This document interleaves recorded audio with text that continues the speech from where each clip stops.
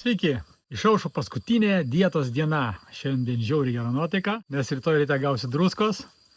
Ir šiandien bus paskutinė ceremonija, arkana vadinasi, kai maestro uždės apsaugas mūsų energijai. Lieka namų darbai. Mes turėsim post dietą. Mažiausiai 15 dienų negalima jokios seksualinės veiklos, įskaitant masturbaciją. Negalima jokių būdų kiaulienos, jokios raudonos mėsos, alkoholio, negalima jokių aštrių prieskonių ir patartina nevartoti stimuliuojančių gėrimų.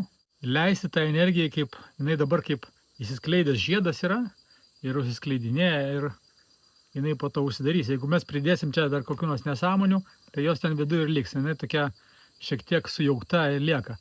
Bet jeigu mes uždarom post dietą teisingai, tai ta energija išlieka ilgam. Nežiūrint į tai, metų bėgė vis tiek reikia daryti karts nuo karto recharges, vadinasi recharge, perkrovimus.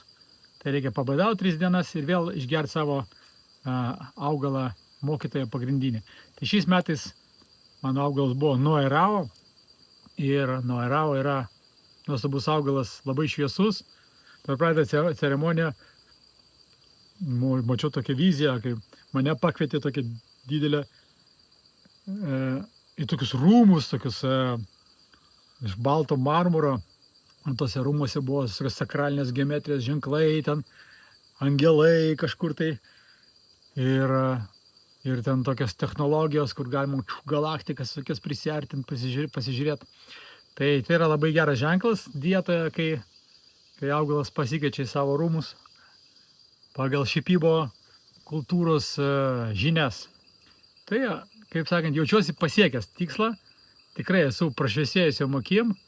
Galite dabar pasižiūrėti, kaip atrodžiau pirmą dieną ir kaip atrodau dabar. Šiek tiek gal pakūdęs, biškį ilgesnė barzda, bet tikrai prašviesėjusios akys. Ir kad jas tokias prašviesėjusias išlaikyti, reikia tiesiog nekrauti savo kūno toksinų. O rytoj po arkanos mes keliausime į karštas versmes ir tame jautrume ir tame džiaugsme mes galėsime pasimaudyti karštoje upėje. Tai labai laukiu tos minutės.